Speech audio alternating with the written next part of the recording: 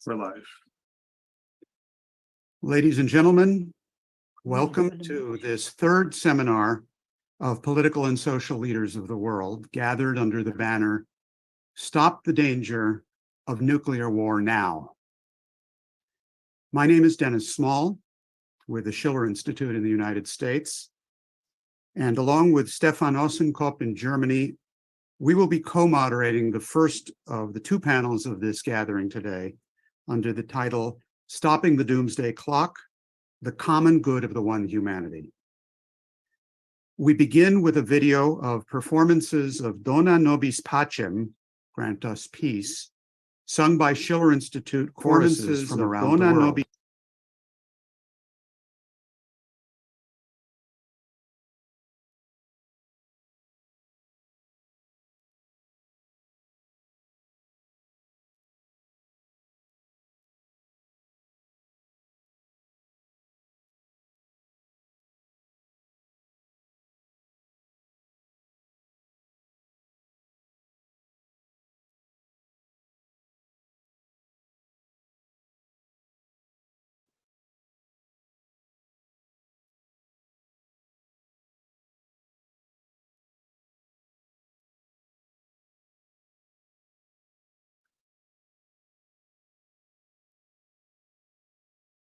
And if we're having some difficulty loading that video, we can proceed for a moment until that's ready.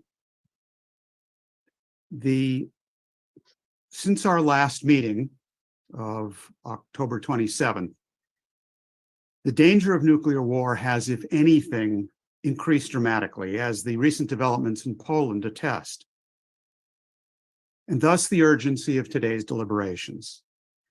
Coming off that last meeting, Congressman Benjamin Robles Montoya and Congresswoman Maria de Los Angeles Huerta, both of Mexico, issued an open letter to legislators from around the world, calling on them and all political and social leaders in every country to join in the effort. That call is being answered. Today, you will be hearing from nearly 30 speakers from a dozen countries deliberating on the urgency of constructing a new security and development architecture, when we will have an audience participating from around the world, and we will have simultaneous interpretation in 4 languages: English, Spanish, German, and French. So please take a moment to click on the interpretation icon at the bottom of your screen and choose your preferred language. Our first panel is going to run somewhat longer than originally scheduled in order to accommodate for time zone differences, the very large participation in particular from a European delegation, and other scheduling matters, and we ask your forbearance and participation in this.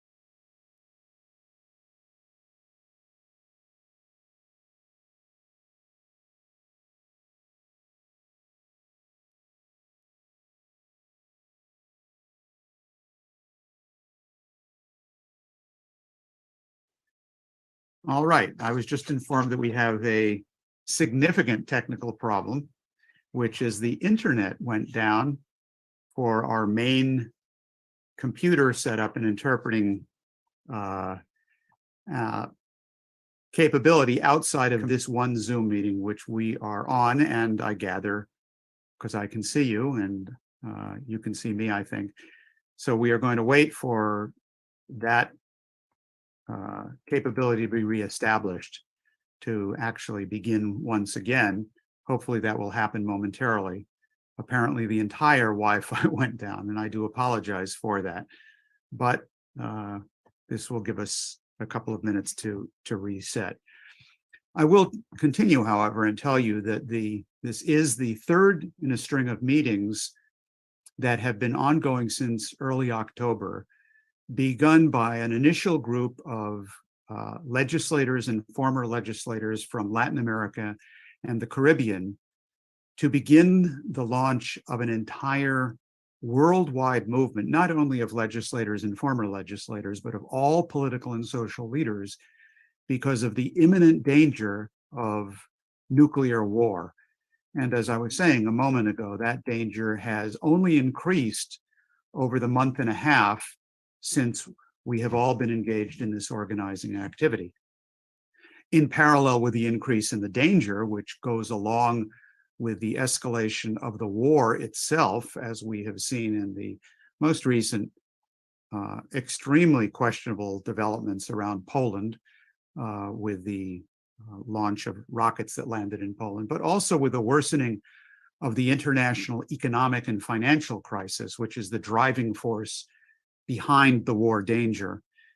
But in parallel with that increasing danger, there has been increased activity, political activity, not only by ourselves and the group gathered here, but by increasing numbers of forces from around the world who have reached the realization that at this point, there is simply no way to solve the world's problems without solving all of the problems of the world, that we can no longer act either as individuals or as individual nations, but we must act as the one humanity.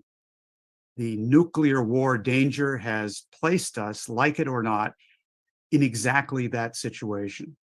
And that has been the driving force of this organizing activity.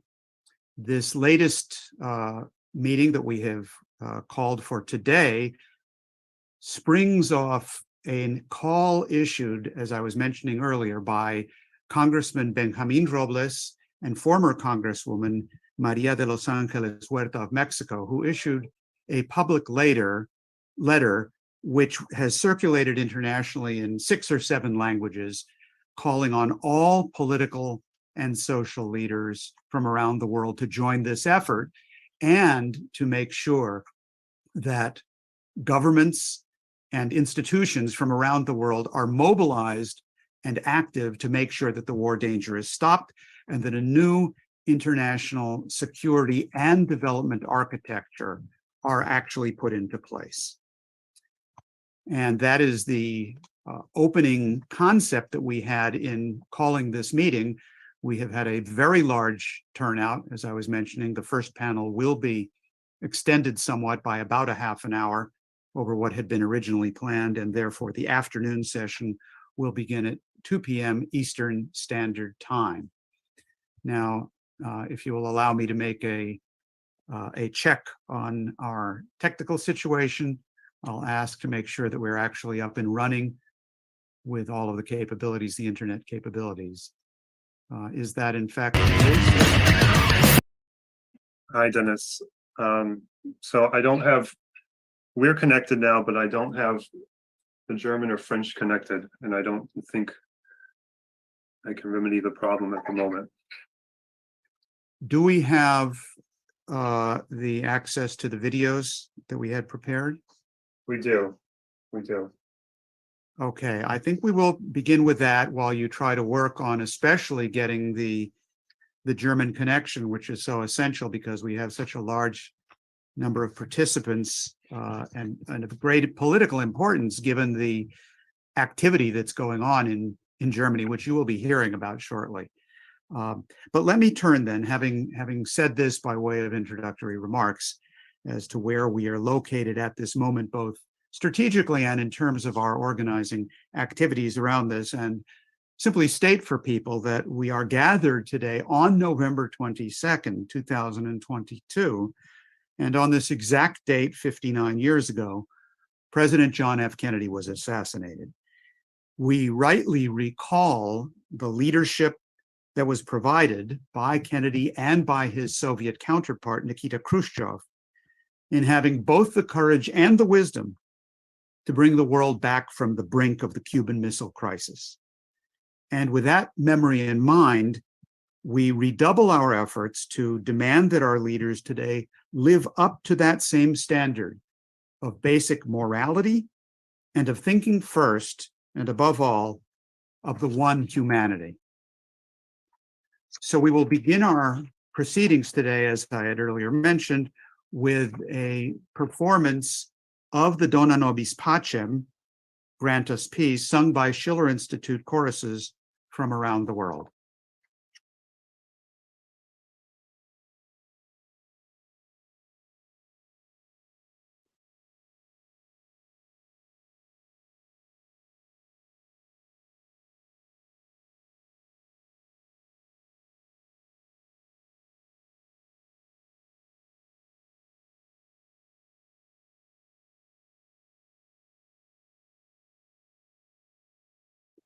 And if I am not mistaken, we have lost our connection again, and I apologize for this, to our main computer setup. And we are not going to be able to, at this point, play that video. And I'm sure that that also means that we are not going to be able to put up the video of Lyndon LaRouche, with which we were going to begin as well. So I think that what we will do, and to my knowledge, this is being recorded, and to make sure, I am going to proceed to record as well on my computer, just to make sure that we have this. I think that what we will do at this point is go to the first speaker today, who is Helga Zepp-LaRouche. She is the founder of the Schiller Institute. She is the leading artificer of the Schiller Institute and of the LaRouche movement internationally, and of course, the wife, the widow of Lyndon H. LaRouche, and his closest political collaborator for over 50 years. She will deliver the keynote of today's proceedings under the headline, Principles of a New Security and Development Architecture. And so, Helga, we would ask you to begin, and hopefully we will be able to, in the course of this, reestablish our various links in multiple languages. Well, let me greet you wherever you may be. What has brought people from all over the world together here in this conference is the recognition that humanity is at a crossroad. There is clearly the danger that the present geopolitical confrontation between those forces who want to assert that the Western liberal model of democracy should be the only good and accepted one, and those who insist that the idea of an unipolar world is irrevocably past and has already been replaced by a multipolar world order, could lead to a thermonuclear war. Such a war could be ignited by design or by accident in the short term over the proxy war in Ukraine. Such a crisis could erupt before the end of the year. If the proposals made earlier this year by such people as Malcolm Chalmers, the Deputy General Secretary of the Royal United Service Institute, RUSI, to, quote, cook the Russian frog by provoking a Cuban missile crisis on steroids, as he says, over an Ukrainian attempt to reconquer Crimea. Russia could view this as an existential threat and activate its nuclear arsenal on the highest alert and threaten its use, says Sharma. This would be a moment of extreme danger, he says, but because of the extreme imminent danger of such a situation, it would be easier for all parties to find compromises. To propose a policy which aims to drive the strategic conflict to the edge of the extinction of the human race does not even find a comment by the governments of the oh so good governments of the rules-based order. But to argue with the facts that the Russian intervention in Ukraine has a prehistory can in the worst case get you a jail sentence, according to a new law passed by the German parliament on October 20th with a change of Article 130 of the Criminal Code, Paragraph 5. In tune with this British perspective is apparently the Ukrainian Deputy Defense Minister Harilov, who just said in an interview with Sky News, "We can step in Crimea by the end of December," and emphasized about the retaking of Crimea. It's only a matter of time. Of course, we would like to make it sooner than later. The British seem to want to excel themselves in creating world wars, as it was Boris Johnson who personally made sure in April that the promise of ending the war through negotiations was sabotaged. Unfortunately, it seems to be the majority of the transatlantic security establishment, many of whom just met at the Halifax International Security Conference, who agree the way to protect global democracy right now is with weapons and support for Ukraine's battle against Russia, not talks. Rejecting even the proposal of General Mark Milley, chairman of the Joint Chiefs of Staff of the United States, that it may now be the time for diplomacy. It is this criminal policy of nuclear brinkmanship which contains the danger of the annihilation of the entire human species in a global nuclear war and following nuclear winter, which is what automatically makes every individual on Earth a world citizen who has to take the responsibility for the outcome of this present conjuncture of human history. We therefore want to catalyze an international movement of world citizens who are committed to propose a new international security and development architecture, which will take into account the interest of every single country on the planet. This concept, to consider the interest of every country, was the principle of the Peace of Westphalia, which laid the basis for peace after 150 years of religious war in Europe, and represented the beginning of international law and laid the foundation for the UN Charter, which we need to uphold and reassert. What are the fundamental principles on which such a new global security and development architecture must be built? The absolute center for such a new architecture must be the image of man, about which all nations can agree. Man is differentiated from all other species by his gift of creative reason, that he or she is the only creature that can again and again discover new valid principles of the physical universe, and through the application of this scientific and technological progress in the production process, can increase the quality of life, longevity, and number of human beings living. It is that creative potential which makes human people sacred.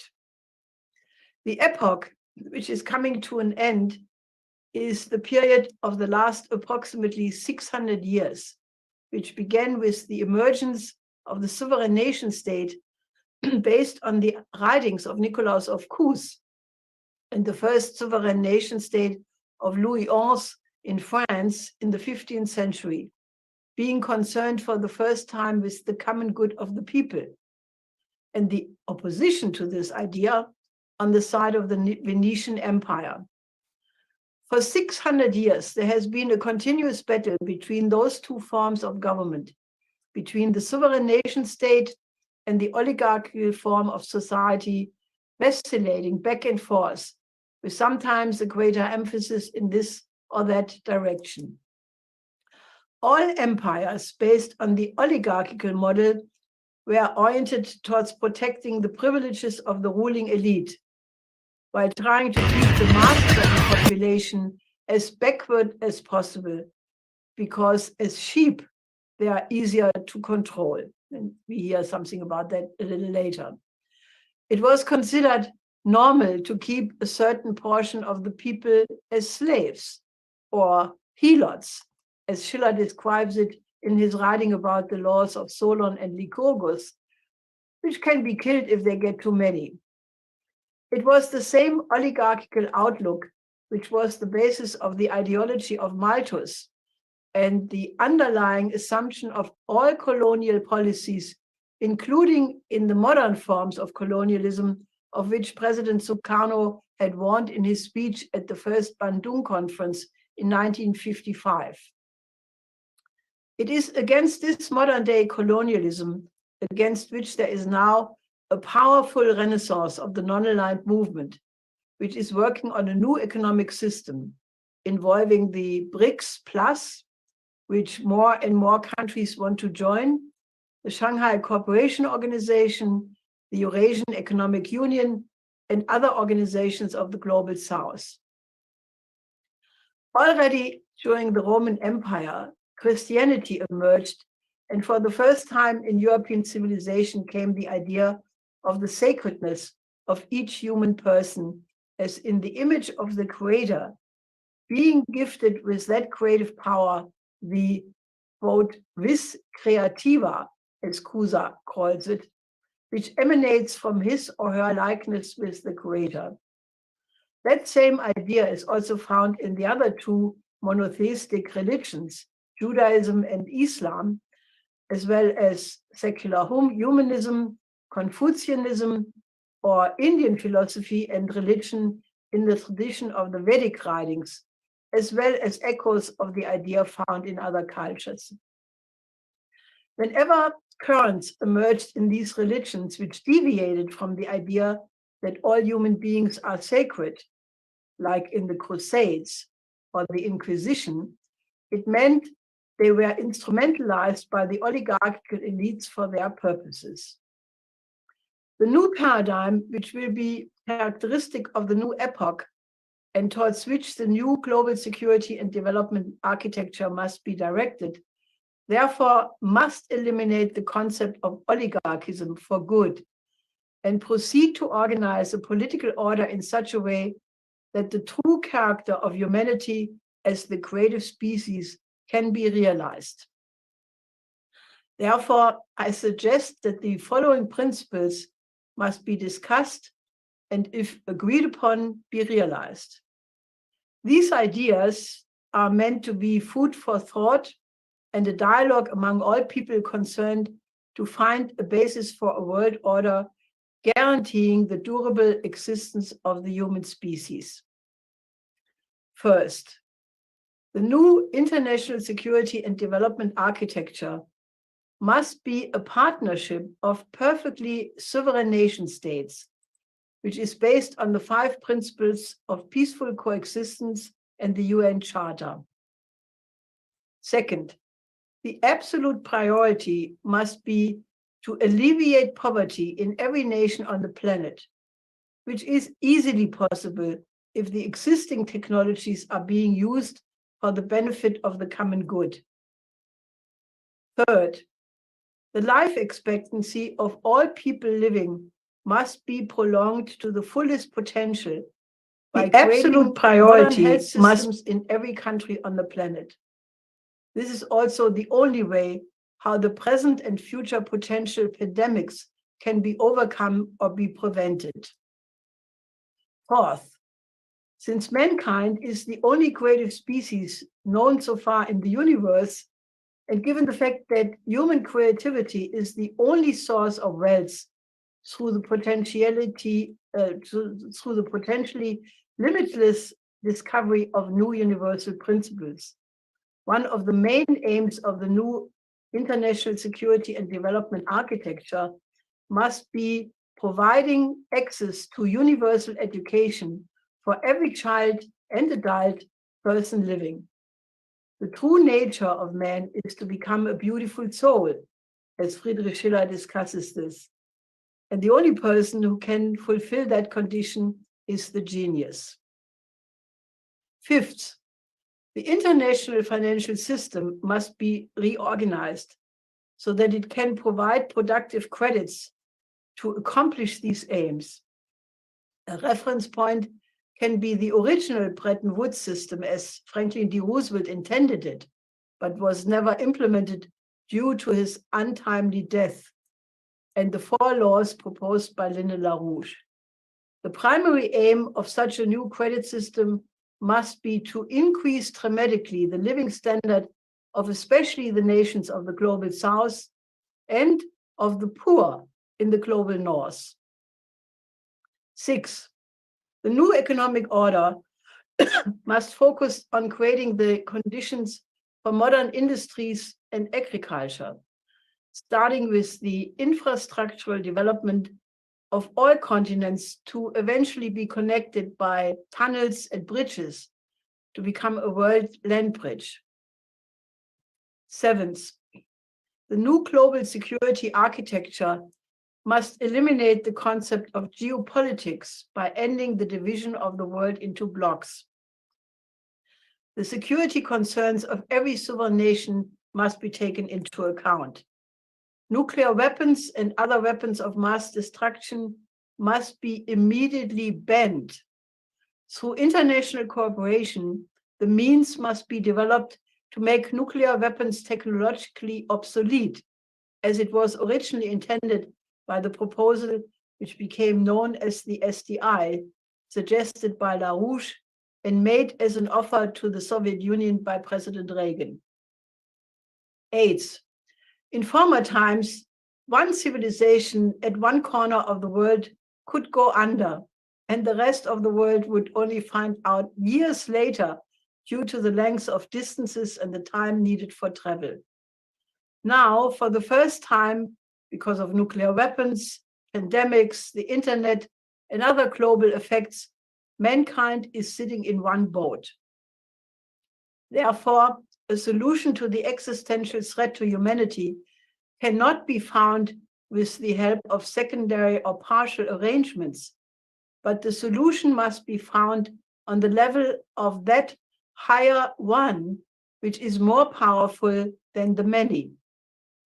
It requires the thinking on the level of the coincidentia oppositorum, the coincidence of opposites, of Nicolaus of Cusa. 9th, in order to overcome the conflicts arising out of quarreling opinions, which is how empires have maintained control over the underlings, the economic, social, and political order has to be brought in cohesion with the lawfulness of the physical universe. In European philosophy, this was discussed as being in character with natural law. In Indian philosophy as cosmology, and in other cultures, appropriate notions can be found. Modern sciences like space science, biophysics, or thermonuclear fusion science will increase the knowledge of mankind about this lawfulness continuously. A similar cohesion can be found in the great work of classical art in different cultures. 10th, the basic assumption for the new paradigm is that man is fundamentally good and capable to infinitely perfect the creativity of his mind and the beauty of his soul. And being the most advanced geological force in the universe, which proves that the lawfulness of the mind and that of the physical universe are in correspondence and cohesion, and that all evil is the result of a lack of development and therefore can be overcome. A new world economic order is emerging, involving the vast majority of the countries of the global south. The European nations and the United States must not fight this effort, but by joining hands with the developing countries, cooperate to shape the next epoch of development of the human species to become a renaissance of the highest and most noble expressions of creativity. Let us therefore create an international movement of world citizens who work together to shape the next phase in the evolution of mankind, the new epoch. World citizens of all countries unite.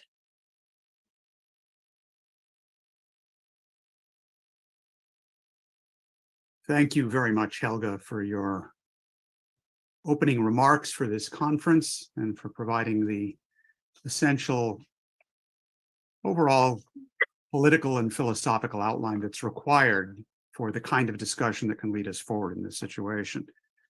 As we continue to resolve our technical difficulties, and I can assure you we are in the process of doing that, and we will have available to us shortly the videos and other contributions that we had in line. We are going to turn next to Mexican Congressman Benjamin Robles Montoya. He has been a federal congressman from the state of Oaxaca since 2018, and he's the National Political Commissioner of the Workers' Party, or PT. He was a senator from 2012 to 2016, and more recently, a number of the economic policy proposals which he made in his capacity as president of the National Association of Economists of Mexico were adopted by the government of President Andrés Manuel López Obrador.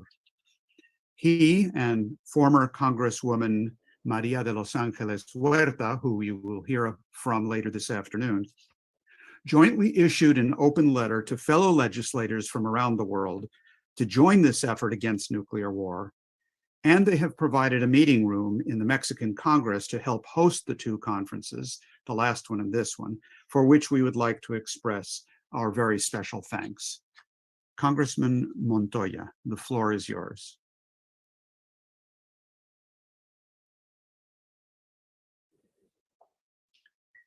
Desde México hacemos un llamado a las legisladoras y legisladores del mundo. We make a call from Mexico to legislators of the world to act now to stop the danger of nuclear war.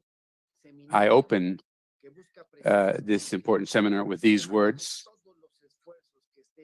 in which we seek to use every means at our disposal to halt what could become a nuclear war.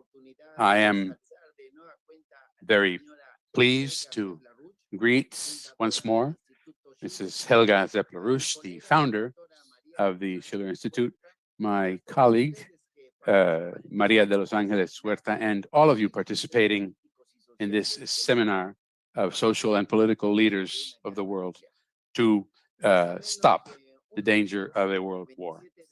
Less than a month ago, on October 27th, we held the second seminar in which we participated from the Mexican Senate. At that time, we insisted that unless the current Ukrainian crisis is stopped with a negotiated peace, it could devolve into a nuclear weapons confrontation between Russia, the United States, and NATO. The president of Mexico, Manuel López Obrador, has just reiterated the Mexican position on this matter November 16th. He did so on the occasion of the recent vote at the General Assembly of the United Nations. He said it is indispensable to open dialogue to attain peace. There is simply no other way out. Mexico shall continue defending its position in favor of peace, of a peaceful solution to this conflict and this confrontation. That is Mexico's position, neutrality. Today, my friends, the strategic situation has become even more dangerous than when we met barely a month ago. The recent incident in Poland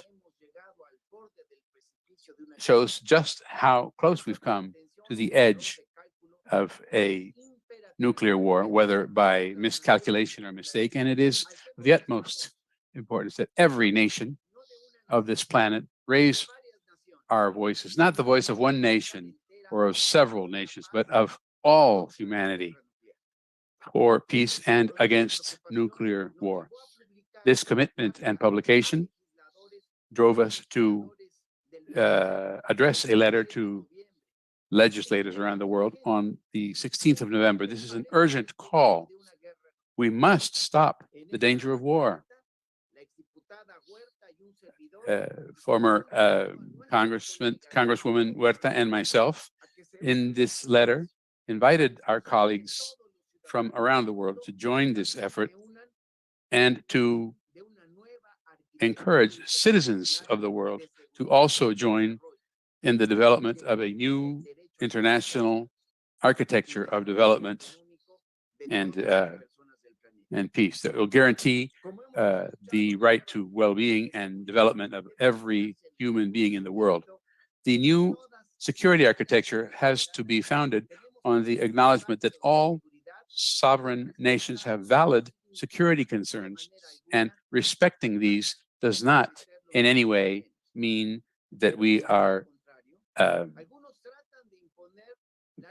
harming the interest of others. But some wish to impose the law of the strongest, as ancient and present empires tend to do, particularly during economic crises such as the present, which brings this crisis to billions of human beings. The new development architecture is the solution. There are 8 billion of us humans now, but the UN Food Program tells us that the world faces a food crisis without precedence in history.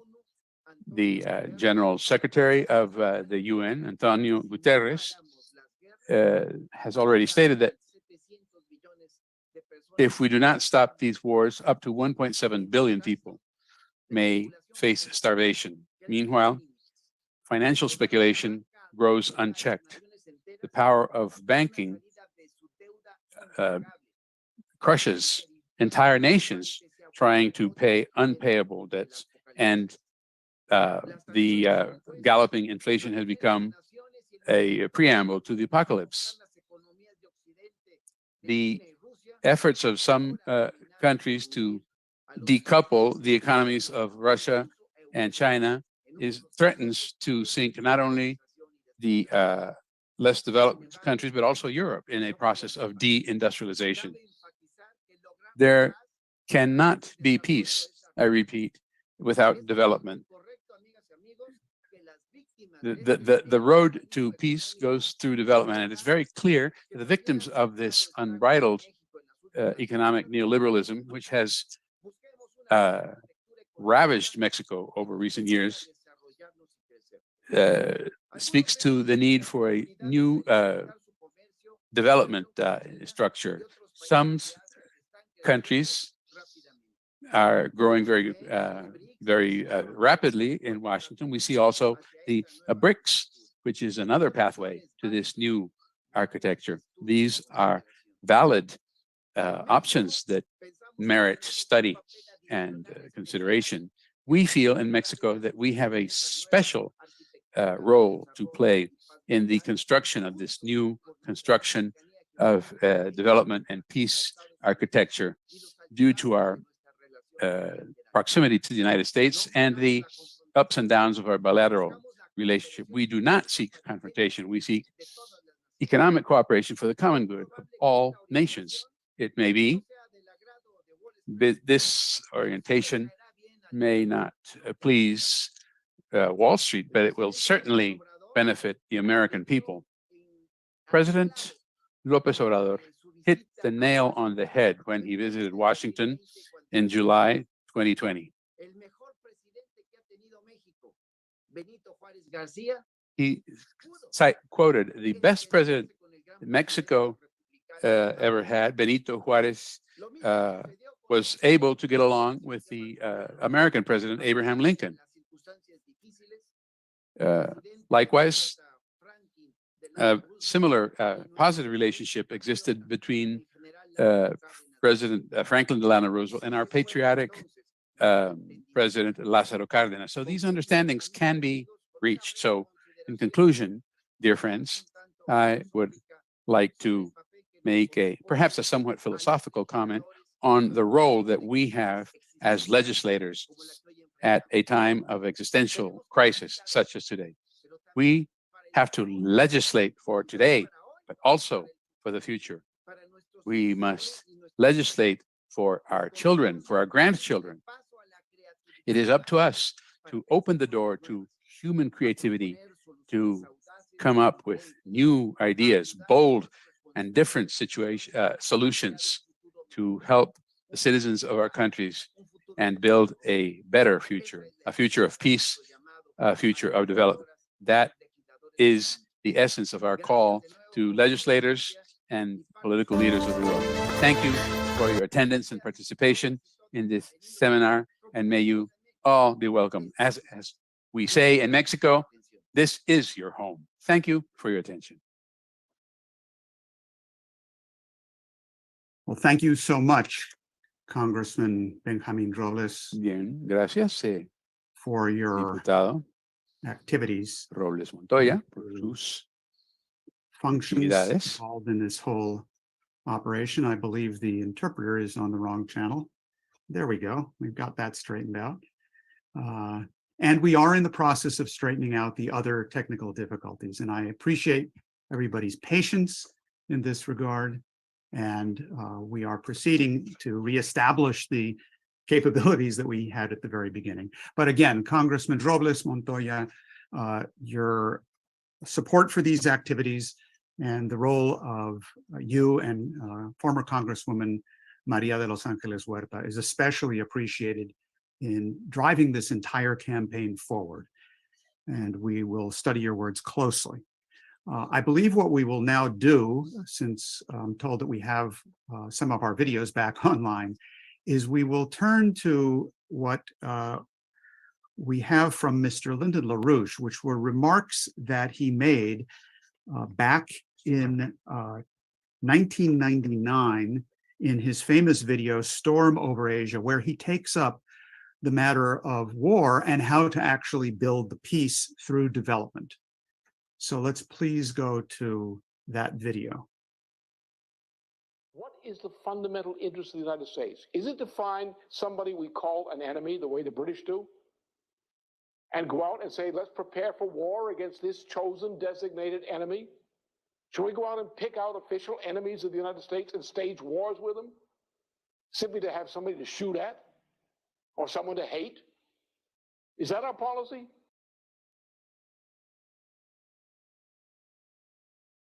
We start from scratch and we build an order which is designed to bring peace. Now, as a result of that, Treaty of Westphalia, and the agreement to this principle, we had the emergence of a policy, not a perfect policy, but the emergence of policies which included what became the policies of the United States, what became essentially the policy of community of principle as expressed by Secretary of State John Quincy Adams. So when we have adversaries in the world, we don't go around trying to punish people. We don't go into countries and spank them because we don't like their internal conduct. You don't do that. Only idiots or warmongers do that. It's not allowed. Don't try to legislate morals at the point of a bayonet of invading or occupying troops. That leads to the worst result. And when people say, well, it's a terrible crime, we've got morally offended, we got to go in there and straighten these people out. All you're doing is you're spreading war. You're spreading war that cannot be stopped. Because now the people who are going in to do the punishing are the new criminals.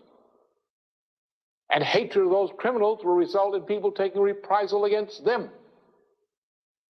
And when they take reprisals, then the people who are the victims of their taking reprisals will become angry and they will kill too.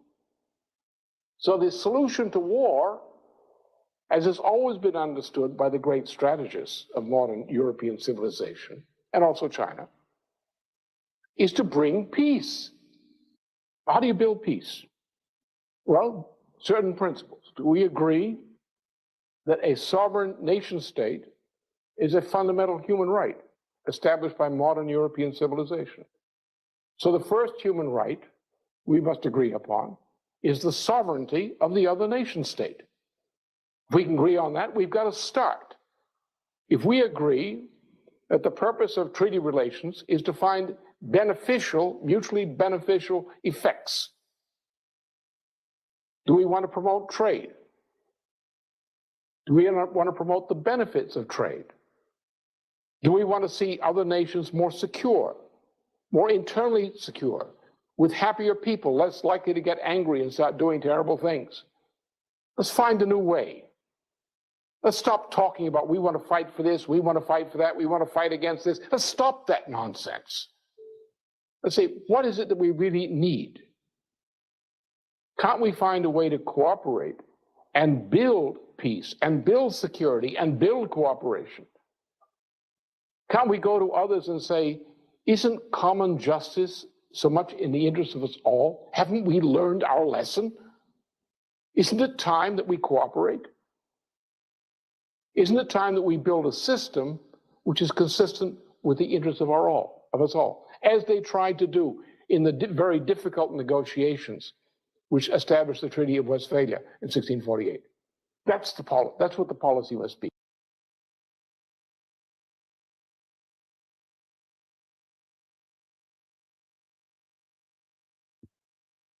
Okay, very good.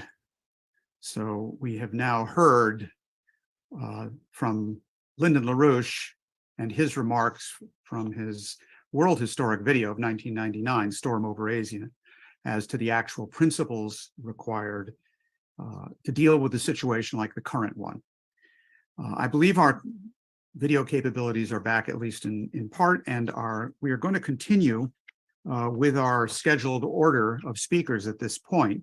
The next person who will be addressing us is Colonel Richard Black, who headed the Army's Criminal Law Division at the Pentagon for many years, and he also served in the Virginia State Senate from 2012 to 2020. Colonel Black is widely known internationally for his courageous denunciation of the danger of nuclear war and of the genocidal wars waged by the United States over recent decades. His topic today is the danger of nuclear war after the US midterm elections.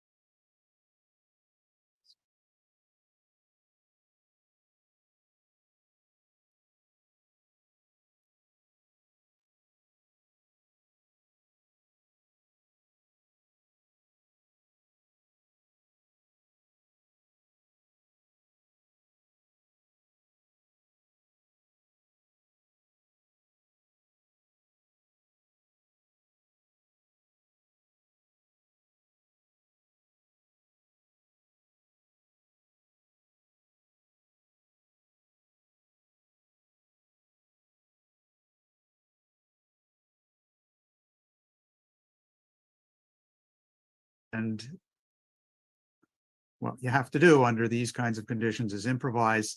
The world situation is not simple, but we are absolutely steadfast and determined to do what we have to do, including on this webcast today.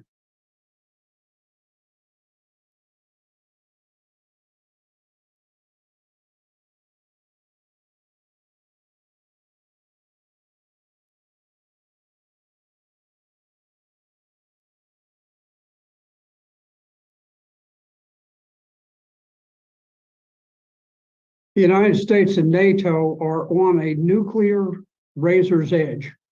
Article 5 of the diabolical NATO Charter says that an attack on one member is an attack on all 30 nations of NATO. World War III, perhaps thermonuclear war, rests today on a hair trigger. NATO comprises 950 million people, with a defense budget that is 20 times Russia's. A single miscalculation can send 1 billion people off to war and precipitate a global nuclear bloodbath. On November 17th, the Washington Post carried this ominous headline: How an anonymous source raised false alarm of Russian strike on Poland. It said the Associated Press had sent a terrifying news alert around the world on Tuesday. Those are the Washington Post words. A terrifying news alert around the world on Tuesday. 2 p.m., the Associated Press wrote, a senior U.S. intelligence official says Russian missiles crossed into NATO member Poland, killing 2 people. The news agency noted that the Polish government had top leaders holding an emergency meeting due to a crisis situation. By the time that the AP took down its initial report, that report had been viewed by thousands of news outlets across the globe, and many of them published wild-eyed headlines based on the erroneous article. Because the errant missile had exploded just inside its border, Polish Foreign Minister Zbigniew Rau summoned the Russian ambassador demanding immediate detailed explanations. Ukraine's President Zelensky hysterically accused Russia of bombarding Poland, though he must have known at that very moment that a Ukrainian missile had actually caused the blast, not a Russian one. Alone among nations, Ukraine still denies that it fired the missile and blames it on Russia. The anonymous intelligence assessment that blamed Moscow triggered immediate demands for a no-fly zone. The Ukraine holy grail that would embroil American jets in dogfights with Russian pilots and cause us to launch bomb strikes against Russian air defense batteries. World War III would be the almost inevitable result of a no-fly zone. The Independent reported, Biden convenes emergency G7 and NATO meeting after Russian-made rockets strike Poland. The president was awakened after midnight to news of a missile explosion, and he went on Twitter promising that and reaffirming America's ironclad commitment to NATO. Now, in the excitement and panic of the moment, the world media repeated the false Associated Press claims. Fox News cited a senior U.S. official and reports on the ground that a Russian missile had hit Poland. CNN reported that a Russian-made missile was responsible for the blast, and the Daily Mail wrote, Russian bombs kill 2 in Poland. The senior U.S. intelligence official cited by the Associated Press claimed that multiple Russian missiles had crossed into Poland. But even Poland's official statement said there was just a single missile. So why would U.S. intelligence purposefully exaggerate the facts? Why would top NATO officials be called into an emergency nighttime meeting to respond to an obvious missile malfunction, regardless of whether it came from Russia or Ukraine? Does any sentient person that Russians would choose to attack Poland with a single missile by targeting an old grain silo in a tiny farm village of 500 people? Will some event so trivial become the eventual tripwire for global nuclear conflict? This incident proves that NATO is fully primed for a 1914 moment, when the assassination of Archduke Franz Ferdinand and his wife sparked a war that killed 18 million Europeans and led to World War II, which killed another 50 million. The next war that we face could kill billions of women and children, men, women, and children, ending civilization as we know it.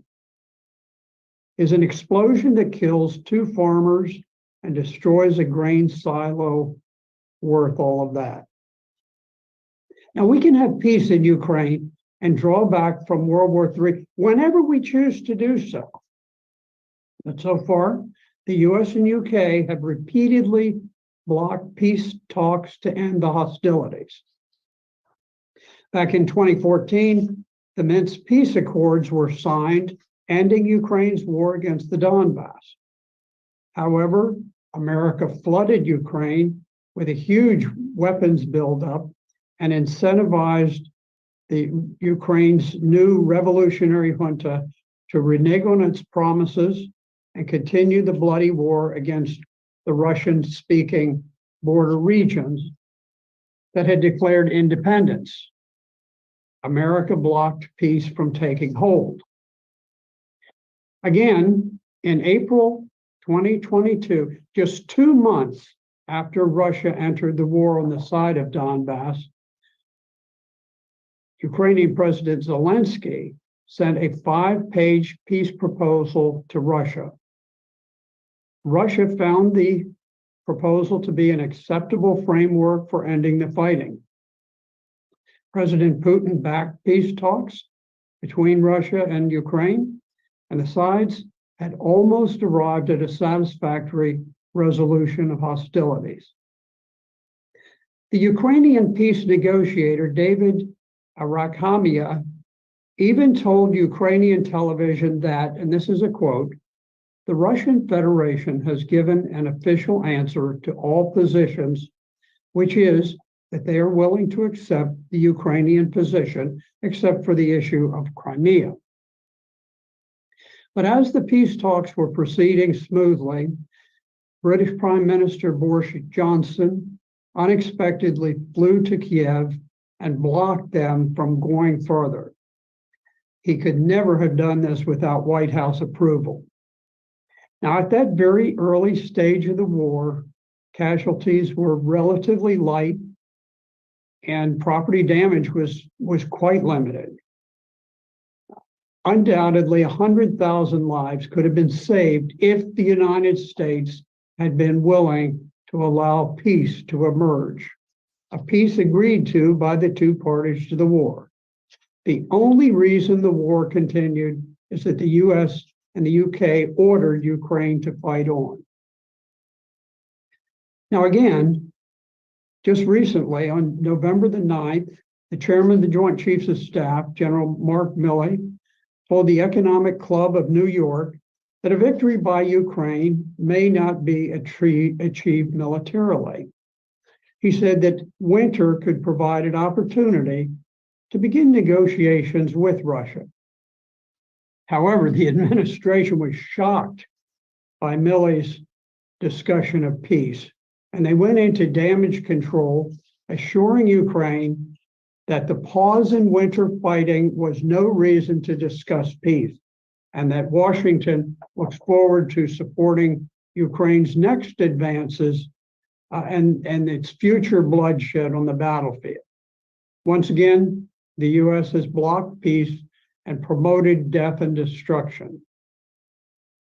In 2014, the CIA and British MI6 helped to overthrow the legitimate government of Ukraine and install a revolutionary junta. This is what began the current war in Ukraine. It wasn't started by Russia. It was started in 2014 by the CIA and British MI6. The junta, which took over, launched a campaign of hate-filled de-Russification that inspired the independence movements in the Donbass Republic of Donetsk and Lugansk, where people's language, their culture, their job security, and literally their physical safety were threatened by the revolutionary junta put in place by the United States and Great Britain by overthrowing the elected government of Ukraine in 2014. Throughout the years, Russia has patiently and consistently sought peaceful resolutions to the conflict. The US, UK, and NATO have blocked all of these peace overtures and doggedly pursued the path of war, bloodshed, and destruction.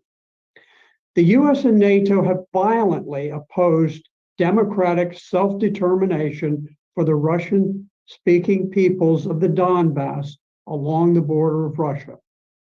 When Elon Musk proposed UN-supervised elections to determine whether Russian-speaking regions would join Russia or return to Ukraine, Zelensky was furious. He knows that given a choice, the people of those regions would, once again, vote overwhelmingly to join Russia. Americans must come to understand it is our government and not Russia that insists on continuing the war. We must come to grips with the mortal danger that the Ukraine war and our NATO alliances pose for the US and for the world. Thank you.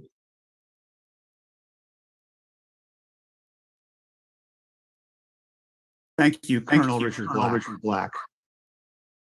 And we thank you again for your leadership, for your courage in providing for the world a sense of what the true United States actually is. Our next speaker is Stephen Starr. He is Assistant Clinical Professor and former Clinical Laboratory Science Program Director at the University of Missouri. He's an associate member of the Nuclear Age Peace Foundation, and he is a leading expert on nuclear warfare, including publishing articles on this subject in such places as the Federation of Atomic Scientists. His remarks today are on what would happen if a nuclear war started in the Black Sea. Mr. Starr. Thank you for having me at this event. It's an honor to be here with everyone.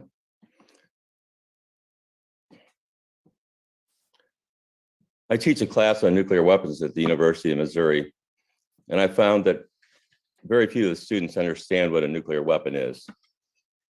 This is because the American public schools don't teach about this subject.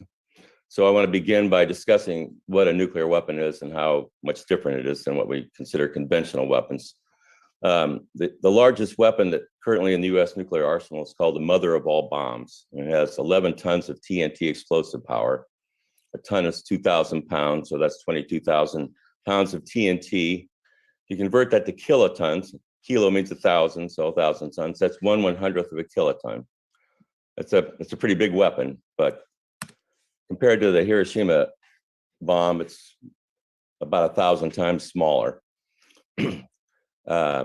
15,000 tons of TNT is the equivalent of 30 million pounds of TNT, or 15 kilotons. But explosive power is only one way to describe the difference between conventional and nuclear weapons. A nuclear weapon is like a piece of the sun. When it explodes, the fireball that it creates, the surface of the fireball is hotter than the surface of the sun. So anyone close to it's going to be vaporized, and it will ignite fires over large distances. This is what Hiroshima looked like before the bomb went off. This is what it looked like afterwards. About 4 to 5 square miles of Hiroshima were ignited into a giant nuclear firestorm, and it burned everything. These firestorms actually release more energy than the nuclear weapon does.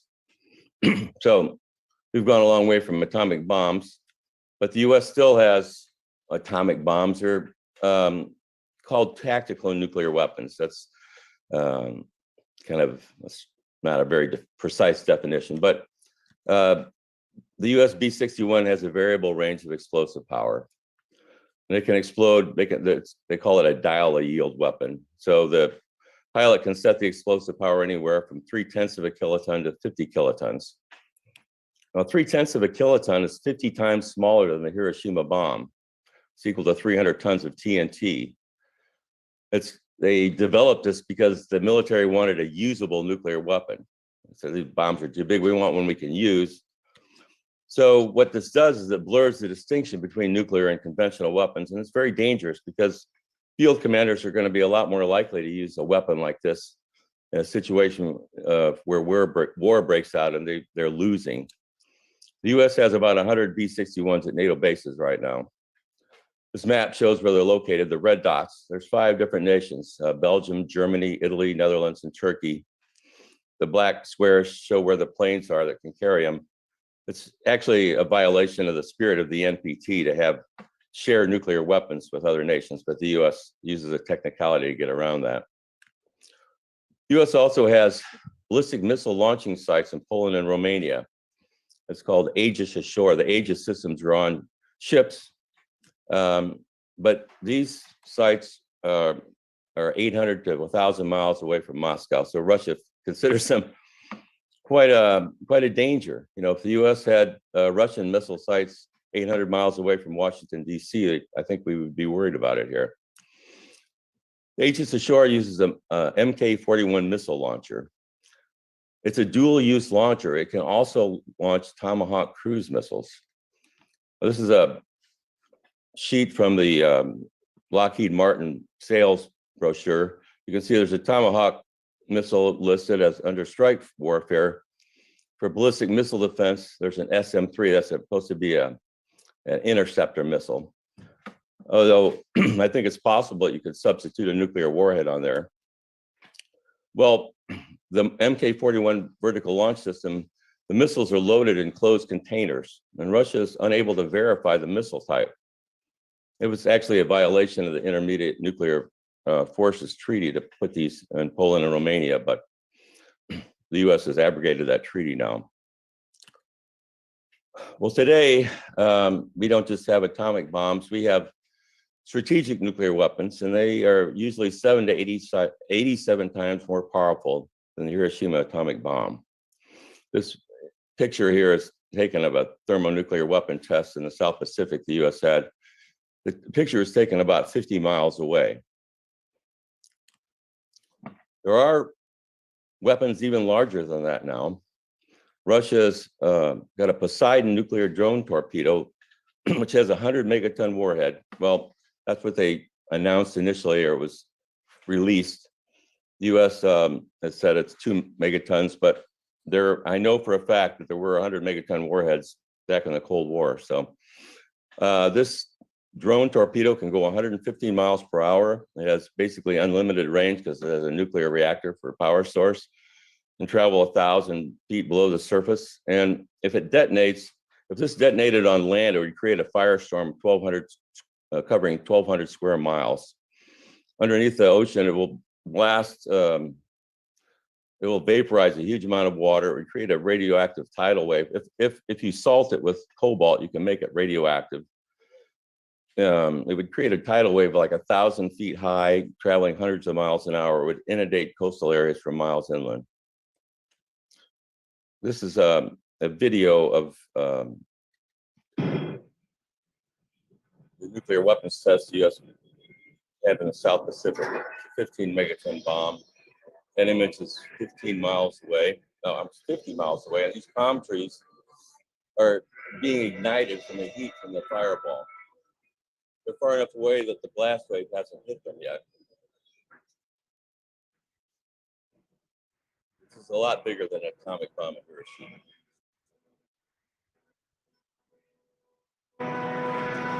You see the blast wave spreading outward from that circle there to the ocean.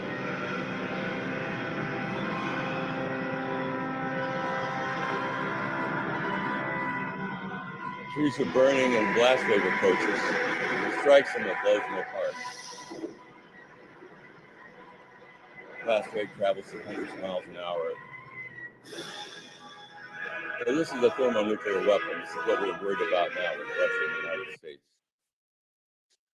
In 5 to 15 minutes, the US and Russia can launch 800 to 1,000 of these types of warheads. Sorry, my computer's hanging up here. Oh, come on. All right, sorry. The intercontinental ballistic missiles can take 30 minutes time to go from the US to Russia, from Russia to the US. If you park a submarine off the coast, if you park a submarine off the coast of Russia or the US, it can hit a target in as little as 7 to 10 minutes. Well, that doesn't give very much time to make decisions. If you see one of those coming in on radar, it takes 2 to 3 minutes to detect the attack with early warning systems. 30 seconds, as little as 30 seconds to decide what to do, and 5 minutes to launch. This is a sequence that would be in the United States. 3 minutes to detect and confirm attack. NORAD's supposed to do that. That's their requirement. There's a 30-second conference call with the president. It could be longer, possibly with intercontinental ballistic missiles, but it could be as short as 30 seconds. The president orders a nuclear attack. 2 to 3 minutes to give and transmit the launch order, and it takes 2 minutes for the ICBM launch to occur. For submarines, it would take 15 minutes. If the warning of attack was false, it would start a nuclear war. Currently, the US and Russia have huge nuclear arsenals. We have reduced them quite a bit from the 1980s, but currently Russia has about 6,200 nuclear weapons. The red areas at the bottom of those graphs show that those are the operational and deployed weapons. Russia has 1,600 of them. The US has about 5,650 nuclear weapons in total. 1,700 of those are deployed and operational. So in total, the US and Russia have 11,900 nuclear weapons. And compare this, the other nuclear weapon states have 798 nuclear weapons. So you can see where the arsenals are. It's nuclear disarmament has always had to start with the US and Russia. Both the US and Russia employ launch on warning policy. So a retaliatory nuclear strike is launched when early warning systems detect enemy nuclear attack. The retaliatory strike is launched while the enemy missiles are still in the air and before any nuclear detonation occurs. A false warning of attack believed to be true would make the retaliatory strike a nuclear first strike. The US and Russia are always watching. This is an image of the NORAD center. All the screens are up, looking for the missiles coming in. Russia has a similar center. And once the missiles are launched, they cannot be recalled. This is a scenario sometime later this winter. In Ukraine, NATO intervenes and war between Russia and the United States begins. Retaliation for a US cruise missile strike against Russian forces, Russia fires a missile and sinks a US guided missile cruiser in the Black Sea. 2 US aircraft take off carrying B-61 nuclear gravity bombs. Nuclear detonations sink Russian ships in the Black Sea. Russia retaliates by hitting NATO targets throughout Europe with nuclear weapons.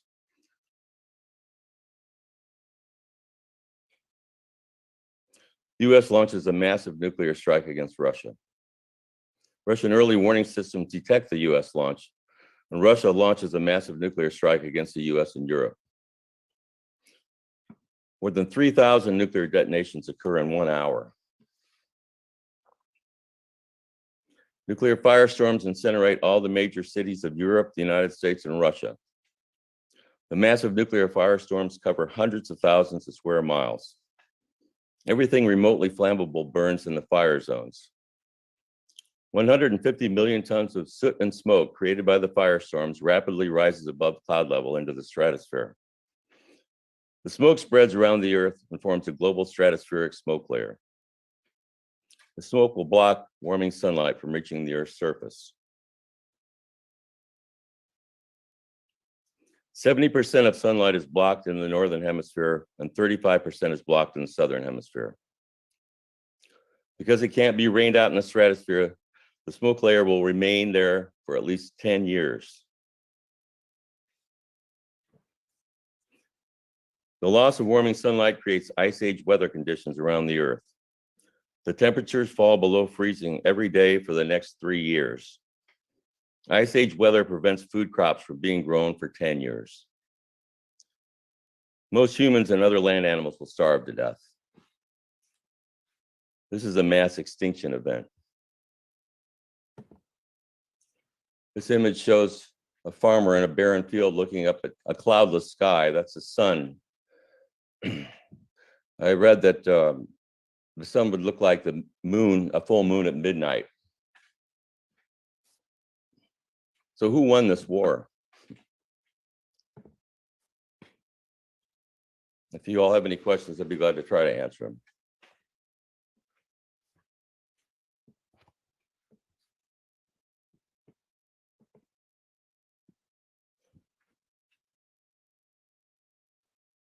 Thank you very much, Professor Starr. I don't know about the rest of you, but that's about as terrifying as it gets. I would like to, at this point, turn the microphone over to my co-host, Stefan Ossenkopf from Germany, who will proceed with the next part of our conference presentations. Stefan? Yes, I'm here. Can I be heard? Yeah. Okay, great. Thank you very much, Dennis. I welcome everyone to this third seminar of political and social leaders of the world. Because of we have resolved some technical issues, I think we have now acquired more audiences. So you're watching a seminar by the Schiller Institute called Stop the Danger of Nuclear War. You're listening to panel 1, Stopping the Doomsday Clock, Common Good of the One Humanity. My name is Stefan Ossenkopf. I'm in Berlin, Germany. The situation in Germany is heating up markedly, not only in Germany, but beyond in Europe. The German government has become and is increasingly a war party in the proxy war between NATO and Russia. We're sending weapons continuously. We're training Ukrainian soldiers. We are maintaining a confrontational posture without seeking any compromise. And thus we're fueling the danger of world war. And so it's very fitting that Professor Starr has given us a very chilling account of what World War III would actually look like. Now, there are peace protests and a lot of initiatives also coming from Germany now. They might have not been visible, but they're now becoming more visible, scattered still, but they are forming alliances. They demand peace negotiations, an end to the Ukraine conflict, an end also especially to the economic warfare that's been conducted against Russia.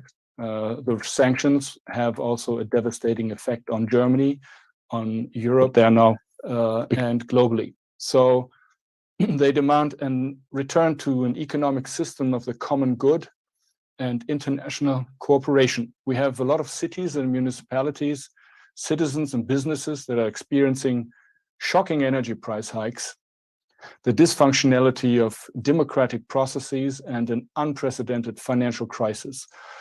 So that gives us the opportunity to bring some of the leaders of the peace protests and peace initiatives to this conference. And we're very happy and fortunate to have some of them either live or giving us presentations. We will begin with Karl Krökel. He is the headmaster of the Metal Guild of a city called Dessau-Roßlau. And he is a graduate engineer who studied finance and mechanical engineering, but he is self-employed as a machine tool businessman for over 30 years. He has founded the Craftsmen for Peace. He has organized demonstrations with thousands of participants with the central demand of ending arms deliveries to Ukraine and stopping sanctions against Russia. And Karl Krökel's presentation is called The Role of Artisans for Understanding Among Peoples.